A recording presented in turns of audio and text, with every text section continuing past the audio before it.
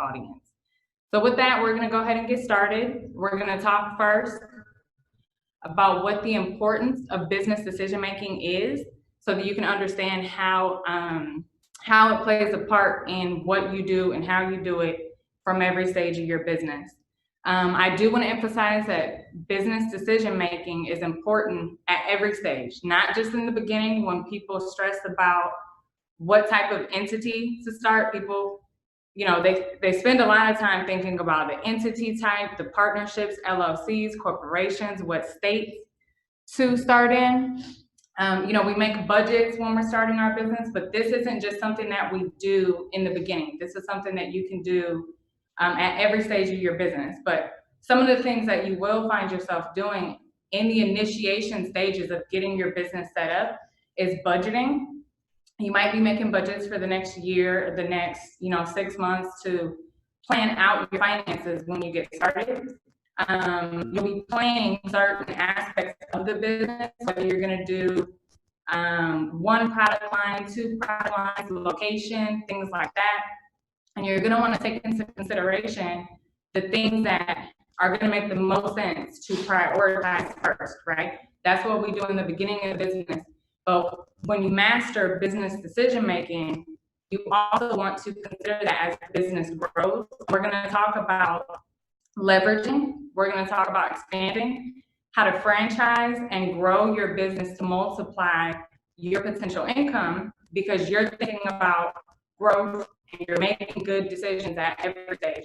The third stage I've identified is going to be the sustainability stage, where once we get past what most people call the first 5 years, is once we get past the challenging stage where they say most businesses fail, you might be considered to be in the sustainability stage. But even then, there are businesses that have been around for hundreds of years, and they still have to make good decisions about things that keep them in business and help them continue to make profit. Some businesses that might have started in the 80s, when they come now as 2020, they have to decide now about taking their business online, marketing, doing things in a way that they might not have thought about before, but they continue to do that, and they continue to expand and make those decisions on a day-to-day basis because times change, so they have to be flexible and adapt. One of the other benefits that I've identified making the decisions is that, in my opinion, the best resource that you can have for your business, it's not a bunch of capital, it's not a bunch of money, it's not access to loans or grants or funding. I think that the best resource you can use in your business or have in your business is being resourceful. You want to know how to maximize your resources. You want to prevent wasteful spending. You want to prevent overspending. You want to be able to identify all of the ways that you can generate income and have a diverse types of income, so that for things like changes in the economy, changes in demand, you'll be able to adapt to that. And so we're going to talk about some of the ways that you can do that. And then also time management is part of it, because a big part of what I got prepared for you guys is leveraging your time. Because as business owners, you probably know, or people who are interested in starting a business, you guys probably know that one of the biggest things that attracts people to entrepreneurship is flexibility. We want to be able to have free time when we want it, and make our own schedules and spend time with our family and be able to go on vacations. And what we're going to talk about today is going to include information so that you guys can leverage your time and be able to really maximize your time management, and also keep your business afloat so it doesn't go crazy haywire if you're not around. So we're going to talk about those things as well. Let's do that. So the first thing that we're going to do is discuss the differences between two methods of getting into business and starting a business. One of the challenges, or one of the decisions that you may have to make in the beginning, is if you think about going into a business, or if you identify a really good opportunity, you have to ask yourself, if that opportunity requires a certain skill set, do you have that skill set, right? If you want to open a nail salon, you have to ask yourself, well, do I know how to do nails? Is it something that I'm willing to learn, or a hair salon? If you don't know how to do it, you may think that that business is not for you, that opportunity is not for you, even though it may be booming. It may be a booming opportunity, a restaurant or a retail store, maybe online store. There are a lot of good opportunities, but if you don't feel like you know how to do that thing, you may lose out on that opportunity. And the thing about entrepreneurs, one of the things that really makes us skillful is not just doing what we do in a business, it's recognizing opportunities and learning how to adapt to them so that we can still be a part of the opportunities that are present, like ways to increase our wealth. So you'll be faced with a decision in the beginning when you recognize the opportunity where you can either learn the skill that it's going to take to start that business and grow that business, or you can leverage other people's knowledge in a way that benefits you. And so what I'm talking about there is, if you compare that to learning, for instance, I have certain professions, most of them I find for people who are required to or generally tend to learn a bunch about their trade or have to meet certain requirements by the state, certain certification boards, we're required to learn certain things. So those might be CPAs, you have to have a certain number of years of college, you have to pass an exam, and then you can practice. You have to, apply to the state to get a license. Same thing with JDs, attorneys. That's not a business that you can just start overnight. That's something that you have to learn. You have to learn the law. You have to know how to apply it and argue it. And that's not something that you can start necessarily without knowing how to do it. So other things like that, dentists, doctors, engineers, makeup artists, those people tend to have a certain skill set that they've learned, or they find that it would be easy to learn, and then start businesses or become self-employed. And most of those I notice are licensed professions, right? You become self-employed and you're kind of working for yourself, but you don't want that to be the model forever, right? We want to expand, we want to grow. So then we're going to talk about leveraging, right? There are some business opportunities you might see or you might be aware of that you don't personally have the skill to do. You might not be creative, but you notice that a lot of people want custom t-shirts or custom shoes or painted art, but that's not your skill. So you have to ask yourself, are you going to learn how to do that? Or are you going to partner with somebody who you know that might know how to do that? So leveraging as compared to learning is where you find somebody who already has the skill that you need to run that business. And so one of the examples that I have for you is I have a friend from college. He noticed, because he knows a lot of women, I guess, he noticed that women love to get their nails done, their hair done. We really put a lot of time and energy into our looks, the way we present ourselves to the world. And so now he has, his job, he's in real estate, he has a certain set of interests himself, but he recognized the opportunity of the nail salon. He ran the numbers, he talked to a CPA, ran the numbers, figured out the right location. He's in North Carolina, and he decided that opening a nail salon makes a lot of sense. But he, as a man who's middle-aged, he doesn't want to learn how to do nails and do hair and thread eyebrows and do what women come there to do to make themselves pretty. So what he did was he leveraged his network of people who already know how to do that, and even people in the community, where at this point, he's not going to go learn how to be an esthetician or makeup artist or a hairstylist. He's just going to provide the capital and the opportunity for other people who already have those skills. So by leveraging other people's knowledge, that's one way that you can get into business or take advantage of opportunities in business that you may not necessarily have the skill set for already, but you can use your network and your community to pull resources together, including knowledge. You may have the capital and they have the knowledge.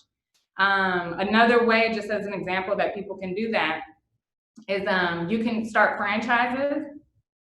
What some companies do, McDonald's, even TJ Maxx places, you know, they've already started a business model. They've learned what works for their business, and you don't have to necessarily go out and learn how to do what they do. You don't have to become their competition.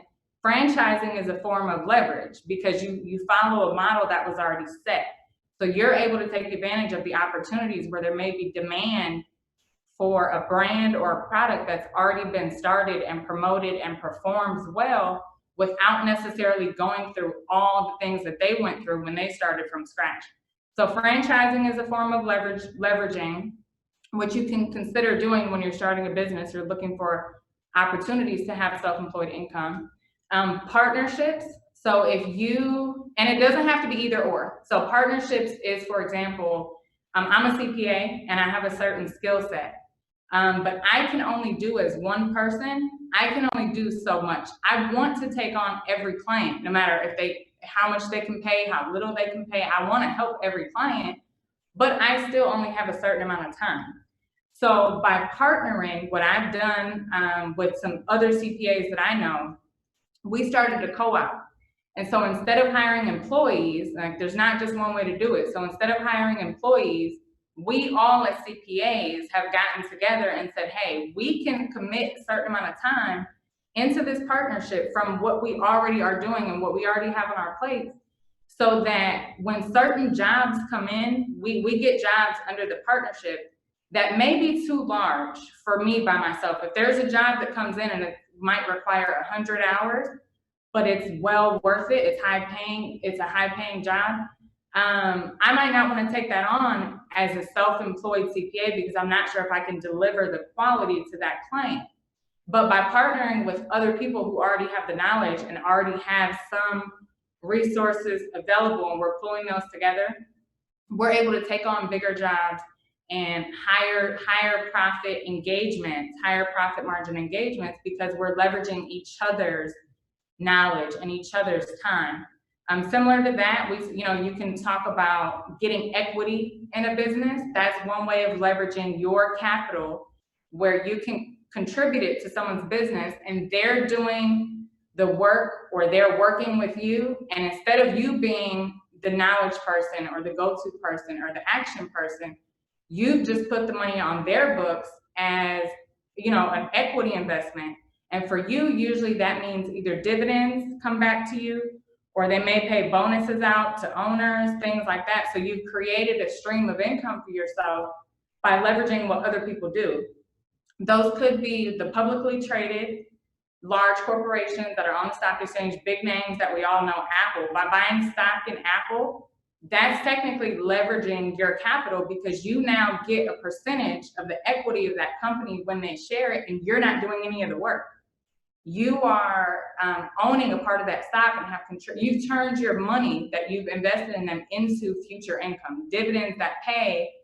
You buy a stock for, I don't know what Apple's going for right now, so they might not be the best example.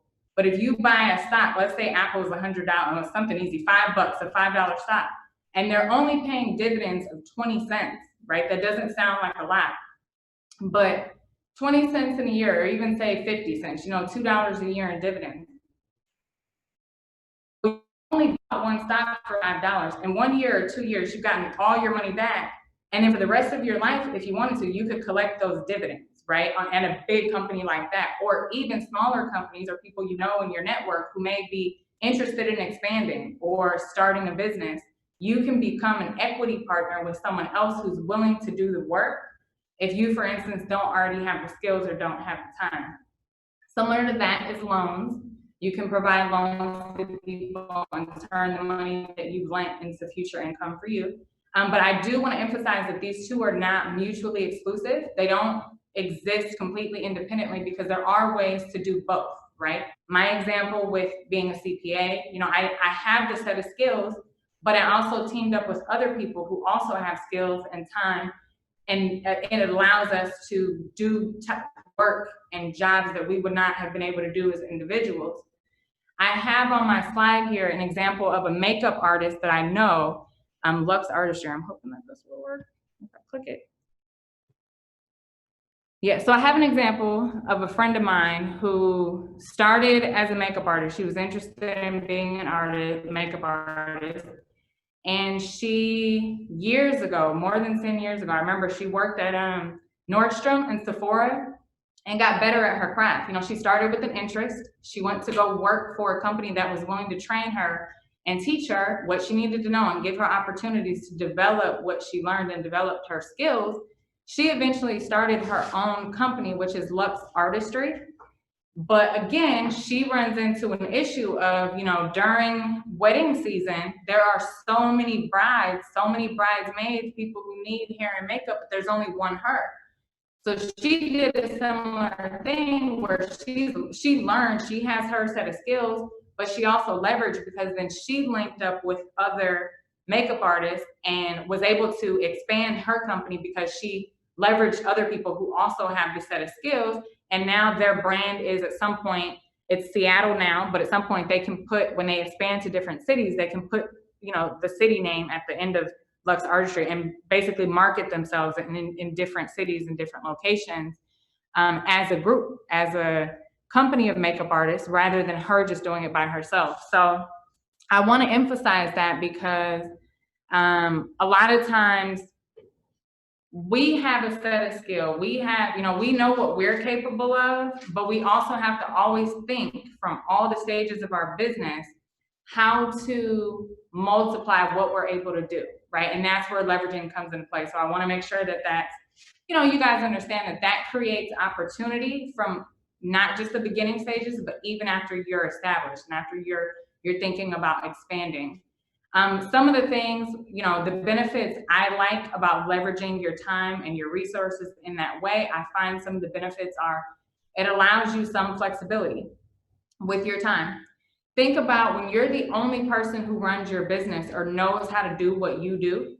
It's fine to be self-employed. There's a certain pride in that. You know, we all want that type of flexibility that comes with being an entrepreneur.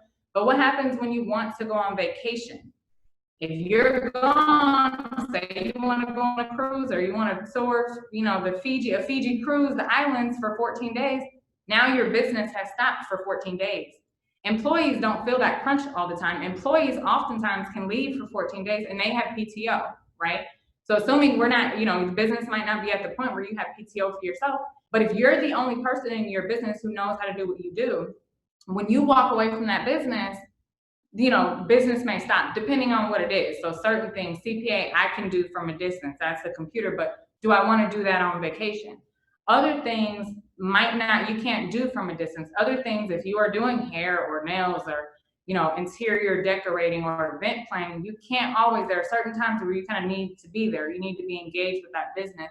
So by leveraging other people who have the skills or, you know, employees, which we'll talk about the benefits of that later, you're able to provide yourself flexibility by and allowing your business to continue because you have leveraged other people's time in addition to your own. Another benefit to that is increased capacity. We talked about how you know, there's too many brides for one person to do during a season. So when you have a team of people who are also skilled, you can now go from doing, I don't know, 20 brides a week or 20 bridesmen. Now you guys can do 100 or 200, and that multiplies the potential income. You can grow, you know, by leveraging people and leveraging resources. You can grow and expand your business because you can train somebody, hire somebody who already has a skill, or hire them and train them how to do what you do. Now they're running, say, one location. You've just freed yourself up professionally. You know, your professional time is freed up now to go start doing the footwork on another location. And they're still running the first one, so you're not losing. There's no break in that activity. That business has continuity now because you've leveraged your knowledge and someone else's capital. It's called human capital. Some of the challenges that come with leveraging or even learning the skill set that you need is training. So if you're going to hire somebody and teach them what you know, give them the skills that they need to do what you do, or, you know, no one can do it like you, but at least second best. You might have to train them, and that takes time. That takes resources. You know, most times you have to pay people to train them. People don't do internships and apprenticeships anymore. So there is a certain cost that comes with that. And you want to make sure when you're planning the initial stages of your business or the growth stages of your business, when you're budgeting, that you're accounting for that. So does anybody have any questions? I just want to stop now and kind of see if that touch base with people, if people have questions. If not, we can just keep moving through. Good to go? Can I get thumbs up? I can see the screen. And so far, there's no nothing in the chat, so you're good to go, Andrea. Okay. Awesome. You guys are the best crowd. All right. We're going to the next screen now. So when we talked about capacity, under leveraging, hiring people or teaming up with people to do, you know, the work in your industry. So when you talk about one person who's self-employed or has a certain skill set, that person can work, let's say, you know, on average, you're entrepreneur, so you can choose the amount of hours that you want to work. But let's say on average, it's a 40-hour week. If you commit to that, it could be more, it could be less. So if you have the capacity to work 40 hours per week in your business, and you generally have an earned rate, either a bill rate or an average hourly rate, you can take your total sales for the day or for the week, and if you average it out, it's 25 an hour. You're able to make, with that full commitment of 40 hours, $1,000 per week. Okay, that's, you know, depending on the industry you're in, you know, that's $4,000 a month, you know, that's good for the week, and that's just you, right? Some people would be extremely happy with that. But if you can leverage other people's time and other people's capacity as well, you can take the same equation, the first 40 hours a week, $25 per hour on average, but now instead of it just being one person, it's 4 people. Your business revenue and your capacity to make money has gone up now because you're leveraging other people.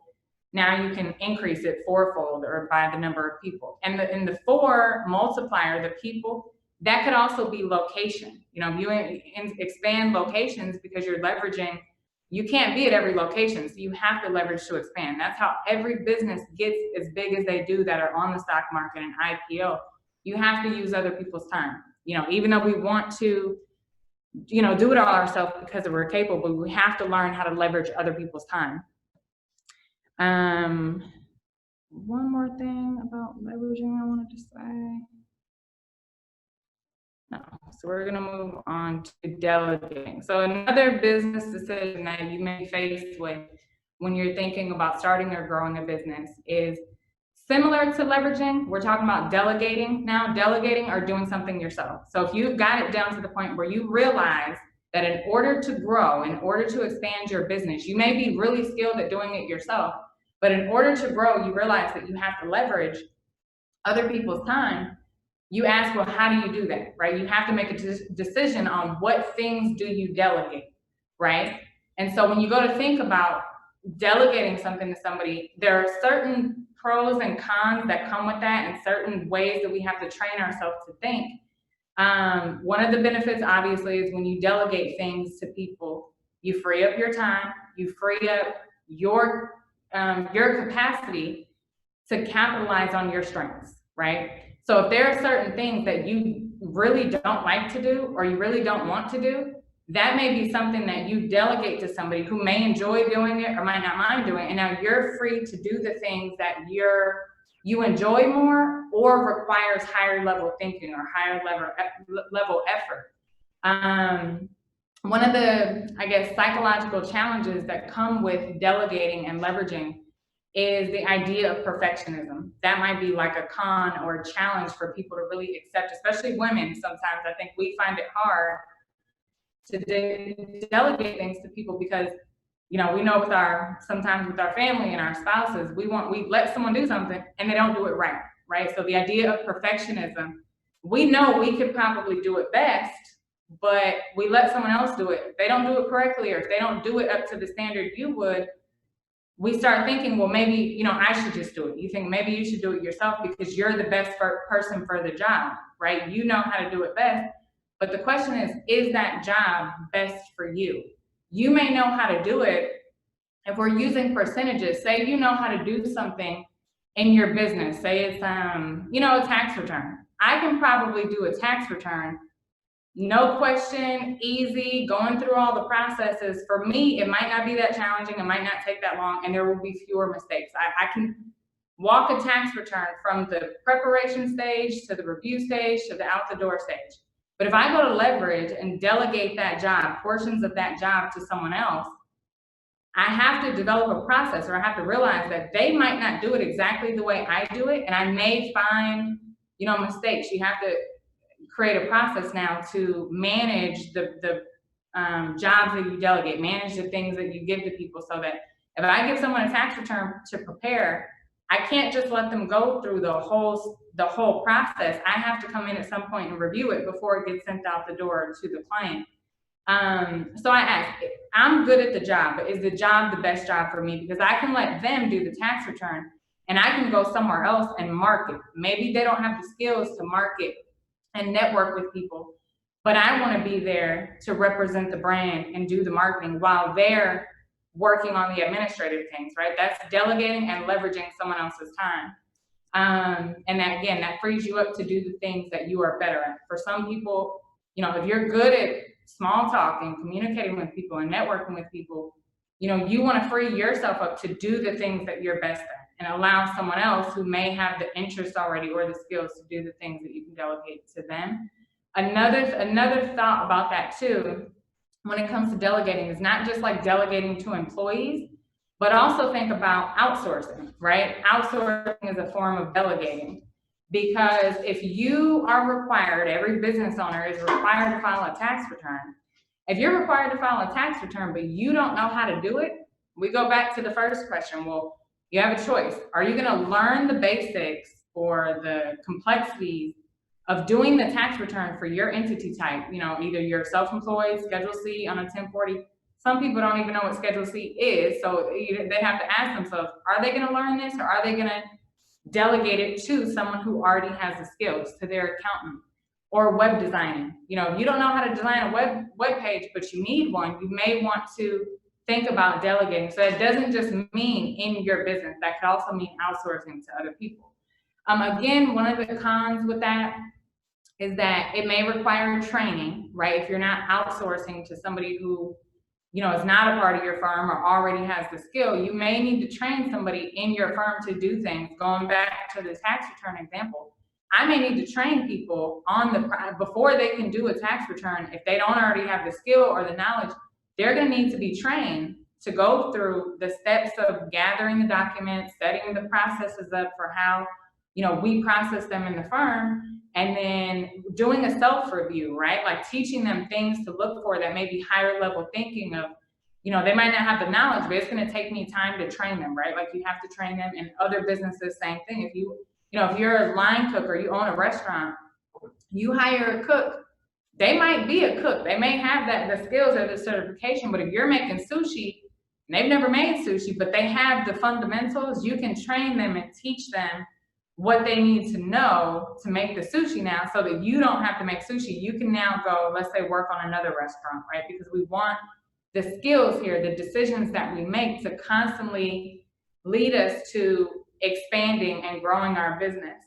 Another one of the challenges that I think is more psychological and I guess technical is quality control, right? So obviously with the tax return, we wouldn't want it to go out the door if it's being done, but I wouldn't want it to go out the door if it's being done by somebody without looking at it first, right? So you gotta develop quality control processes.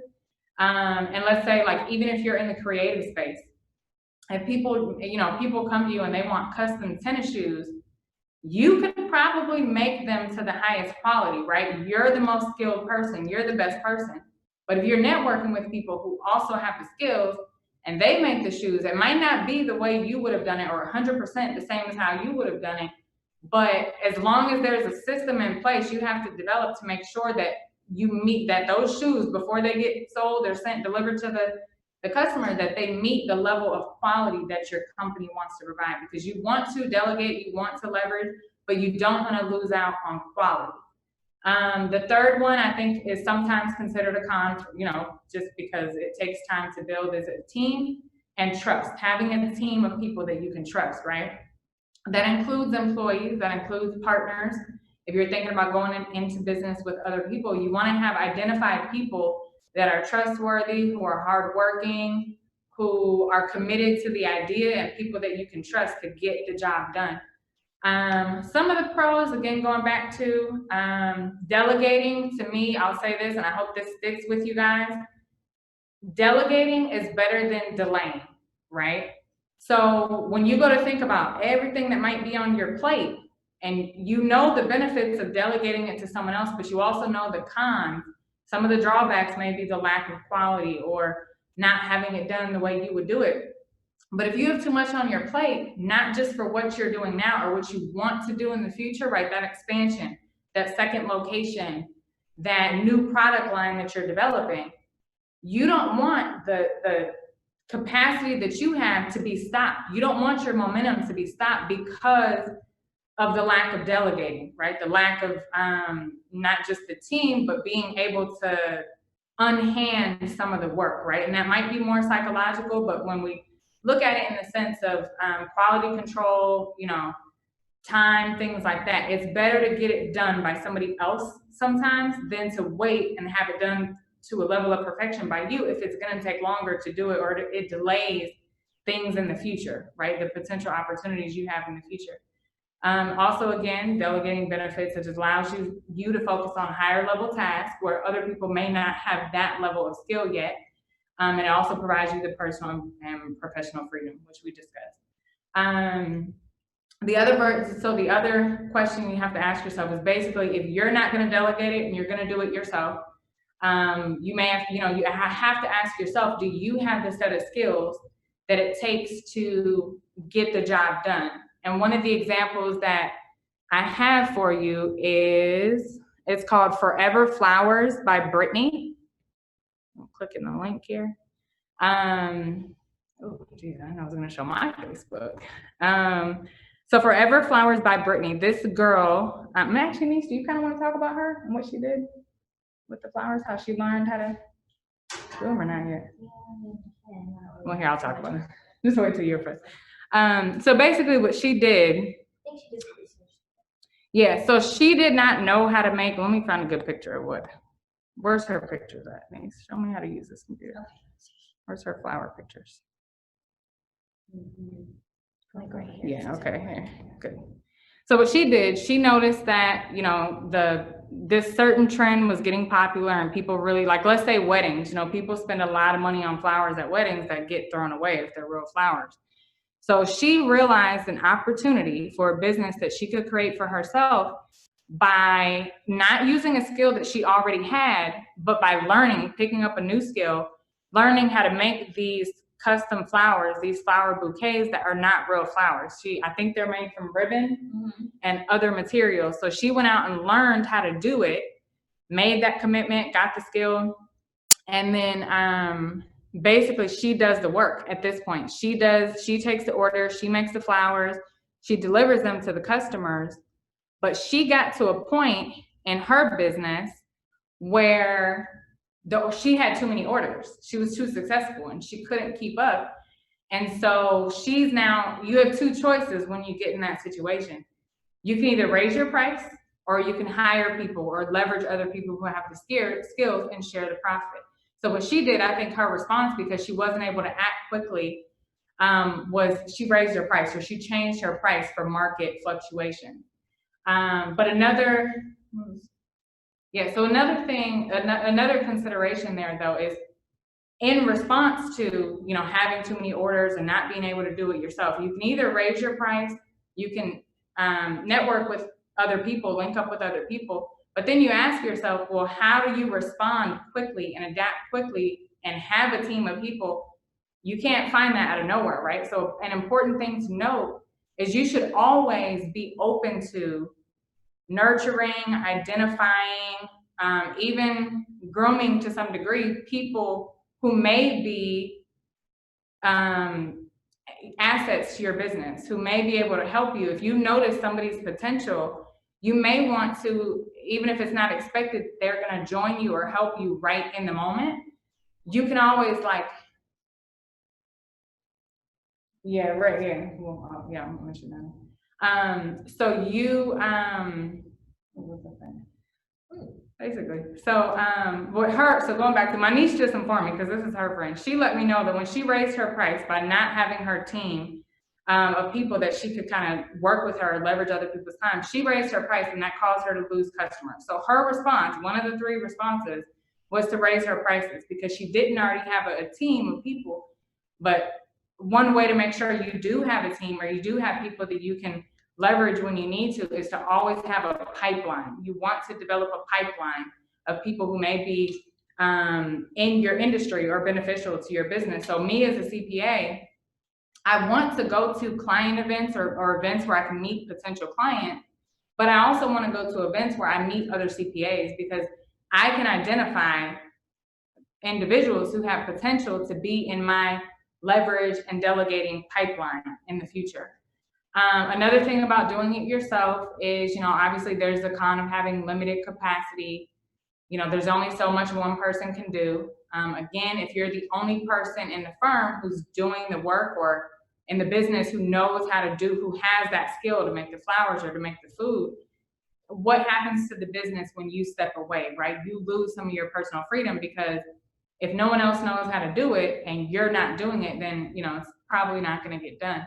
And then also is that you're just tied to the job, right? So you can't really leave if, it kind of anchors you down to your business. And that's kind of the opposite of why people go into business. You don't want to be anchored down or tied down. You want to have that flexibility. But again, the opposite of delegating, one of the pros of doing it yourself is you can manage the quality. You know that you're always going to give your best work. You know that if there's an issue, you can respond to it and find a solution with the customer based on your ability to, assess the situation and communicate with people. Also, you yourself, if you're committed to a business that you started, you're going to be committed. And hopefully, if you're in the business that you actually enjoy, you enjoy what you're doing. So those are some of the pros of doing it yourself rather than delegating. So I do want to give you guys another opportunity. If you have any questions, just to kind of give that space. If not, we can keep chugging along. We had one question, but you answered the question, so I think we're good to go, right, Lisa? Okay, yes, we're still good to go. Okay, wonderful. All right, so then the third, I think this is the third, I think it's the last one, third point that I wanted to touch on was, a lot of times, again, we identify opportunities in a business. This is America. Cash is king. People spend a lot of money in America. And so a lot of businesses, and I won't say the majority, but definitely a lot of businesses are retail businesses, right? And that is an opportunity for people to get into. There are opportunities that exist, but if you're going to get into a business that's more product-based and retail-based rather than service-based or time-based, is you're going to have to think about inventory and sourcing your inventory. So one of the concepts in like microeconomics and macroeconomics we discuss is deciding whether or not you should make the product that you sell, or if you should buy it wholesale and sell it for a profit. And so some of the benefits of taking the wholesale route is that if you can find good suppliers and good vendors who can provide you the product that you're going to sell, and that's good quality, they have the right prices, and it'll work in your business model, you can buy the products wholesale, mark them up, advertise to your network, do your marketing, and then sell them. It's a great way to make money. A lot of companies do it, but it does require, there are some downsides. It does require upfront capital. There's a certain cost involved, because to get the best prices on wholesale, usually you have to buy, the more you buy, the more you save on a per unit basis. So there is a downside of that, is that there's a lot of upfront capital. And then if you are buying inventory that you're reselling, you have to store it somewhere. You have to have the space, or that's an additional cost that you incur to store your inventory. And then, the shelf cost of it's not just where it's sitting, it's the insurance to keep it safe. It's the utilities, if it's a product that needs to be in a certain temperature or stored in a certain way. Those are things that you want to think about when you're planning or growing your business that's product-based or inventory-based. An alternative to that, if you say, well, I'm not going to buy it from somebody who already made it, I'm going to buy the parts and the pieces. This is where the entrepreneurial mind, people who are really triggered and really kind of have the entrepreneur spirit in them, they say, well, I'm not just going to buy it from the wholesaler. I'm going to go to where the wholesaler gets their products and make the product myself. So I'm gonna go past the wholesaler to the person who supplies the raw materials. So if you're saying, if you do art, if you're a painter, instead of buying pieces that are already done and you're just reselling, galleries, you can actually go buy the paintbrushes, the paint, the canvas, all the pieces that it takes to make the painting, and then put it together with your finesse, that certain skill that only you have by putting it together. And you have a custom piece or one that you made now. So the benefit to that is you may get the raw materials even cheaper than what you would get from the wholesale, but now you have to have the time to make it, right? You have to have the time to bring those raw materials together. And then another concept that, I want you guys to walk away with is, if you're choosing to bring the raw materials together to make product for people and sell for people, you may want to ask yourself, well, how much material, and same thing with inventory, but how much material do you want to have on hand? You have the option of, if somebody makes an, puts an order in, you have just enough material with you to cover a couple orders at a time, right? And so you can make the order, you can deliver the product, make the profit margin, hopefully it's profitable. So then you take the money that you earn on each sale and go buy more of the raw material, but you don't want to stock up too much. So we call that just-in-time inventory, or just-in-time methoding. That was something that I think the Dell company, back in the day before computers were so ubiquitous and just available on every shelf, Dell was known for customization of their computers. So they would keep the raw materials, a wide selection, a variety of different materials. So people, when they would buy the computers from them, they'd specify what they wanted, either how much RAM or storage, and they would have almost just enough inventory on hand to supply the products that people wanted. And that way, if demand changed, or if trends changed, or if new features came out, especially with computers and things, they don't have a bunch of raw material or inventory that's lost value because it's no longer in demand, or it's no longer, it's replaced by something different. The just-in-time model means that you have more flexibility to buy your raw material or buy your inventory as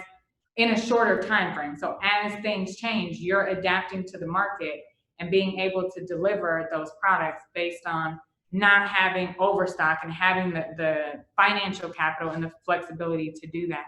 But again, when it comes down to a certain product, the make or buy, you have to ask yourself, again, it's about having the skill to make something that is valuable, and then also having the time to do it. So if you might, if you don't have the time to make custom shoes or art pieces or things like that, you may want to consider in the beginning to build the brand, or until you get to the point where you can free up some time, maybe wholesaling, and then start going into the custom, the making. So you can also structure your businesses and your product lines in a way that works for you and what you're available to do. One thing I wanted to point out, because we're talking about inventory and we're talking about delivering, raw material or inventory to customers, I wanted to kind of show you guys let's go here. Before you do that, Andrea, we do have a question in regards to the point that you're on right now. Okay, that's fine. What is a good strategy or formula to use when making products to sell? How should one determine the cost of their product? Well, that is a good question, but it may actually, the answer might not be as straightforward. And I know we hate to hear that, but that would depend on what industry you're in, what type of product it is. So where I would start, some things I would do to start is look at the product that you're trying to sell, either whether it's wholesale or making it. You look at the finished version of that product and you go find it on the market. Are other people already selling that product? If so, how much are they selling it for? Now when you go to, working with your CPAs or your accountants, you go to make your budget, you know what the average price of how that product is selling. Then you figure out, once you go sourcing either your wholesale or your materials, it's a spreadsheet you can make basically that tells you how much quantity, how many quantity pieces have to go into that, and then measure out what it will cost you. multiply that up by a certain number because you want to account for self-employment taxes, income taxes, state taxes up front. You don't want to be surprised by those things at the end of the year, but you mark your price up to a certain point, and then you do an analysis to see if your price point is good for the market. You know, some people, you can choose to be the lowest price one, you can choose to be the higher price one, as long as you can differentiate yourself in the market so that people, you know, want to buy it. But one thing I want to caution here is that when you're doing that first pricing point to figure out what is this product selling for on the market, do not be confused by things that are offered for sale and things that have actually sold. So there's a way, I'm sure there's a way on Amazon, certain things like Facebook, we can't really track those type of sales that people are selling on Facebook and Instagram. But I know eBay for sure, and I'm sure Amazon, you can search for products on there. And when you find that product, you know, it's gonna show you when you search for all the ones that are for sale. Well, if you go pay attention to the filters, if you're looking online or a certain, you know, market, go to the filter section.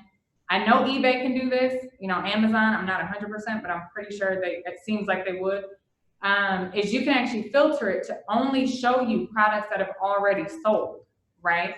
So if you're pricing your product out and you're, you know, doing an analysis of how much you can afford to spend and still make a profit, you want to make sure it's what it's sold for, right? So an example, I'm on eBay all the time. I'm not big on Amazon. Bezos is already rich, but I'm on eBay quite frequently. And eBay, you know, they show you the listings of things that are for sale, but eBay allows offers, they allow bidding, they allow like settled prices that are lower than what people ask. So when you go look for a product and it says, okay, this book, for instance, is for sale for $30. But when you do a filter and on the items that sold, that same book, multiple listings show that that book only sold between, you know, $7 and $15. Now you know that that price, the actual demand, the actual value of that book is based on the market, right? It's based on the demand and what people are willing to pay. Well, the one that's out there for $30, you know, for some reason it hasn't sold yet. Maybe it's, you know, Christmas time, this might not be an issue. People can raise prices and still, you know, get things sold based on demand. But the one that's out there, it might not have sold because that's not actually the price point for it. So make sure when you're doing that analysis, which I would just like, you know, to answer the question, it's compare it to the market, you know, compare your product to the market, but make sure when you're looking at the market that you're not only looking at items that are for sale. Try and get as much information that you can about ones that have already sold, actually sold. And part of that might be asking your friends or your network, you know, oh, did you buy that? Did you use that? How much did it cost you? Be nosy like me, just ask a lot of questions and you'll get, you know, answers from people if you can't find it online. So I hope, does that answer the question? Is that helpful? Is there a follow-up? You're good to go, love, unless any other person had a question in regards to that or wanted her elaborate anything else. Just give you a second to answer. We have nothing else in the chat, so I think you're good to go. Okay, so we're gonna jump over to drop shipping, which is basically because we are talking about retail businesses and retail operations. One thing I wanted to point out, especially in the digital age, if I had the choice, I would take this chart that's here in front of you now and take the classic side, move it over to the left, because I say that's how things were done traditionally, right? That's how, if you start with the classic side, don't let your eyes lead you from drop shipping first. But this chart in front of you, if we start on the right-hand side, it talks about the process of retail selling, the way that it has been done for so long, right? Not considering all of the access that we now have to technology on our phones, our computers, you know, it's everywhere and it's accessible, it's easily accessible. So the classic version, the classic idea of retail selling is you as the store are going to either wholesale your product, make your product. Well, I guess this wouldn't apply if you're making it, more so about wholesaling. So if you're gonna wholesale your product, you buy a bunch of inventory up front, you get it from the supplier, you're either storing it in a store somewhere or in your garage and you're selling it online. A customer makes a purchase, you are fulfilling that order. and you ship it to them, you know, it comes directly from you. You've seen the product before, you know, it gets sent to the customer because you're the intermediary. Well, there's a new way that people have been doing retail online, and it kind of takes them out of being the intermediary, right? So this way it's kind of reversed. So drop shipping is, you guys can Google it. There's a bunch of like training and informational stuff online about how to do it. But drop shipping is basically, once you find suppliers that you know are reliable and have quality products, you can post the products for sale. Say you post the products on your site or your Facebook store or some other store. A customer will buy it from you. You know, you've marked the price up. If you know the supplier sells it for a certain amount, you're posting it for your amount. The customer buys it from you. You get the order that comes in. You don't have the product. So instead of you shipping a product to the customer, after you've already identified the suppliers and have a good network of, you know, that chain, that supplier chain is strong, you now have received the money from the customer because they've paid. You can now go buy the product from that supplier and have them ship it directly to the customer instead of shipping it to you. Now, one thing, you'll have to read the terms and conditions because it's been a while. It's been a while, but one thing you can do, people do this on eBay a lot. So Amazon does not allow drop shipping. I don't believe. If they find out that you drop ship, I think it'll affect your account. But eBay doesn't do that. So eBay, what a lot of people do is they'll go on Amazon, they'll identify products and vendors, post the item for sale on eBay. They don't even have the product. They post it for sale on eBay for more. They mark it up. Somebody buys it. Now they go to Amazon with their Prime membership account, and they're guaranteed 2-day delivery from Amazon instead of themselves to the customer. So a lot of people have made money by basically taking the classic retail version of the store and turning it upside down and using technology to do it. So I hope that's helpful for people. You know, you can read the slide, but that is another way to kind of have retail, to benefit from retail opportunities, business opportunities, without the commitment that comes. Credit cycle. So I think we're running short on time. Kiara, you want to let me know where we're at on time? So we did start 30 minutes early, so we technically, late. So we're close to being right at where we needed to be. We can let me keep rush going. through this because I told my niece she was presenting today. So let me do this, rush through this little credit cycles. I just want to talk about a couple major points here is for certain credit cards, certain lines of credit, you should always know the general cycle is, you know, your credit card opens, your statement opens, it's open for 30 days, it closes, and then you get 30 days to pay it, right? So any card, any loan you have, you should almost know it in the back of your head when that statement opens, right? So you can use that. There's a strategy here. When your cycle opens, your statement opens, that's when you want to make large purchases, right? At the start of the cycle. That's when you have the longest amount of borrowed time on the money that you're borrowing, and it's no interest, right? Well, I wish I would have got to this person. So you have no interest because the purchases that you make while the statement is open, none of the interest is applied until it closes and after the payment period has passed if it's not paid. That's where the interest comes in. And this also assumes that the beginning balance was zero, right? That it's being paid in full every month. So when your credit card statement opens, your cycle begins, make the large purchases then. Come the end of the cycle, this is where you want to pay attention. You want to be strategic about what you're purchasing at that time. So if you know your credit card cycle is going to end, don't make the large purchase until the beginning of the next cycle, because now if you made the purchase at the end of the cycle, you know, your statement closes the next day, they give you 30 days to pay it. If you waited and made that purchase until the cycle begins, you not only get, now you've made the purchase, you not only get the 30 days that the cycle is open and ends, you get 30 days in addition to pay the cycle. So if you're planning around, probably the most important part is knowing when the cycle ends, because you want to straddle and be strategic about what you buy at that time, because that could be the difference between having to pay it back within 30 days or within 60 days, no interest. So by being strategic at the end, you're delaying purchases until, you know, the start of the cycle. that your shortest borrowing time is 30 days instead of 60. And then for the purpose of cash flow, when it's time to make the payment, cycle closes, they give you 30 days to pay it.